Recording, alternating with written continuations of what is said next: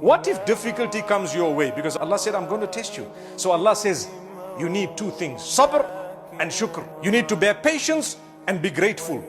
Why do those two always come together? The hadith mentions them together, the Quran mentions them together, because with the combination of those two, you become a complete believer. Whenever something happens to you, the first thing a believer should say, it could have been worse. I thank Allah. Do you know what the Prophet ﷺ used to say? You must listen to this and we must say it. Alhamdulillahi ala kulli hal. All praise belongs to Allah upon all conditions. Patience is part of gratitude.